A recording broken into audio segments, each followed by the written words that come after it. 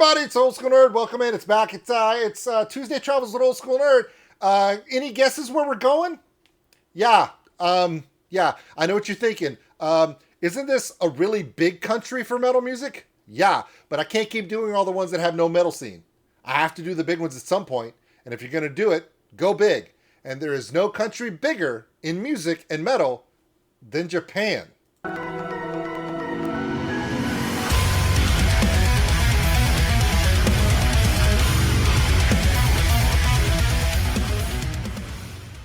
I know. Everybody wants me to talk about baby metal and Bandmate and Dexcore and Maximum the Hormone and the hundreds and hundreds and hundreds of perfect 110% Japanese metal bands. Okay?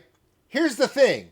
It's not just metal. Japan does everything to 110%. And I know what you're thinking. Old School Nerd, that's not possible. The most you can do is 100%. And you're right for the rest of us. But our 100%, if we look at what Japan does with pretty much everything they do, appears to be 110. Because even though we do our best, they just do it better. And I'm not just talking about music. I'm talking about everything. There is a societal focus in Japan that says anything we do must be done to its absolute closest to perfection as you can. Otherwise, you're not trying hard enough. Now, that's not a dig. It's admirable, but it's part of their culture. Nothing is done halfway, and nothing is done to a subtle level. I mean, those of you who have visited Japan, including myself and friends of mine like Brock and other people, when you go to Japan, even the things that are quiet are absolutely quiet. Things that are fast are absolutely fast. Things that are metal, holy crap. Now, I could talk about Japan metal music for not just this one video, but for thousands of videos. Here's the thing. Japan has this whole culturalistic explosion. For a country that perfected what it is to be Japanese for approximately 1,800 years, starting in the last century, post the Japanese Imperial Empire, they became obsessed with the rest of the world. And not just the rest of the world, but bringing every aspect of the world around them into Japan to see if it could become as precise as Japanese culture. And they've done a damn good job. Now, here's the thing. Whether you like J-pop, J-rock, there's a reason why they refer to those things as J-pop, J-rock, J-metal. Japanese, and then whatever you're going to do, sets a level. It sets a bar. And it's in their food, it's in their music, it's in their anime. Come on, you can watch cartoons anywhere else, but then when you start watching anime from Japan, it's just to a different level. Don't believe me? All of my Attack on Titan fans know what I'm talking about, that even though there is an English dub version, there's just something about watching the original, reading it in English, but listening to the Japanese dialogue. There's an intensity, there's a passion, there's an explosion of the culture in everything they do. That includes metal. We could talk about baby metal and Bandmate and Maximum the Hormone and all those other bands that I mentioned earlier, but I'm trying to not do that because I will ramble for hours.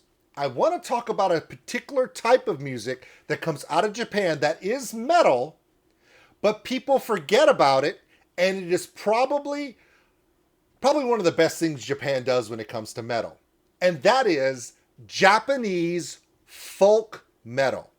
Those of you who love bands like Feuerschwanz and, you know, bands that do folk music infused with metal from the culture that they come from, Bloodywood, for instance, Alien Weaponry, Shepherd's Reign.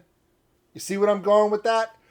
No matter where you go in the world, there are metal bands that infuse the folk and the culture of the place where they're from. They infuse it with metal music and it gives it a unique identity. There is no more folk cultural that is revered by the modern society than in Japan. Japan is one of the most modern societies in the world, but they are so strict on how they keep the ancient and traditions of Japan sacred by literally keeping them out of the modern scene and literally having towns and cities that literally exist like they did 1,000 years ago. Why? Because it's important. Now, what if you did that with metal? There are bands like the Wagaki band, which I fell in love with 4 years ago when I first started my channel, and some of you shared that band with me. Now, I know that the Wagaki band has now gone on a permanent hiatus. They're no longer traveling or touring. Now, there's a chance they may come back and make more music together in the future for different projects, but go back and look them up. W-A-Gaki, G-A-K-K-I band. They take traditional Japanese instruments, including metal guitars and drums, and make something so beautiful, it's like traditional kabuki theater meets Dragon Force. That's some fun stuff. Bands like Japanese folk metal. Now, here's the thing. We're looking at a picture from the band Japanese folk metal. Just to let you know, you don't really have to be kind of stylistic. You're not exactly making it kind of under the table if you name the band Japanese folk metal. It's kind of what you see is what you get. They take traditional Japanese vibes from Japanese culture and infuse them with metal, and then they take a page from Spinal Tap and they crank it up to 11. Hence the image you're seeing. Now here's the thing. A lot of these Tuesday Travels with Old School Nerd videos, you'll see videos playing in the background as I talk. I ain't doing that with Japan. I'm not about to get blocked or copyright striked or anything else. The other thing that Japan does is they really hold possession of their media, okay? It's special to them. They take it very seriously, and their laws are very serious about copyright.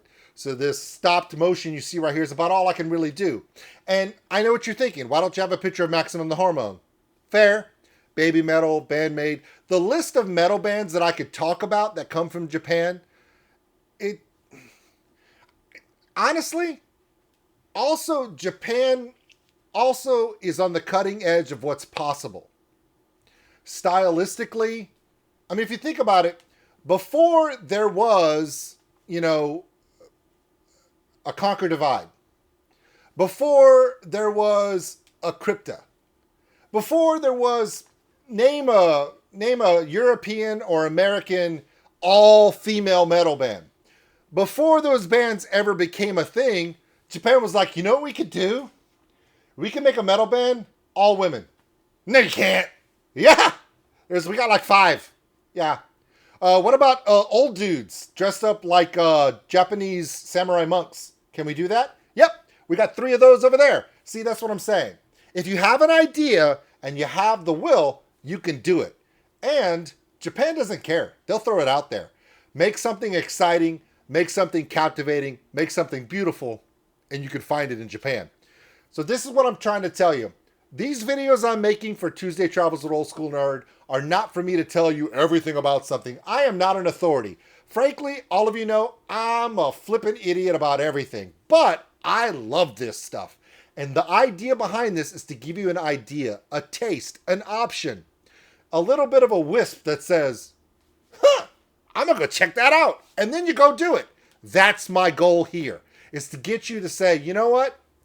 I've seen all the stuff that everyone else sees in Japanese metal. But that stuff that Old School Nerd was talking about, I've never heard of that. I need to go check that out. I think Japanese folk metal is one of the most beautiful forms of music in the world. Just like for those fans who love Feuerschwanz and Bloodywood, and right? Think about the Japanese culture, the beauty of ancient tradition in Japan, and then they just go off. It's amazing. All right, everybody, that's your homework. Look up Japanese folk metal and tell me what you find. If you find something that I haven't mentioned, put it in the description below, put it in the comments for me. That way I can find new stuff. There's always stuff coming out of Japan. You got to stay on your toes because it comes in like a wave, and I absolutely love it. And with that, thank you for your time. Love one another. Take care of each other. We're all stuck in this mud ball together. We'll see you later. Thanks for watching, everybody. And if you enjoyed this video, give us a like. It really helps the channel grow.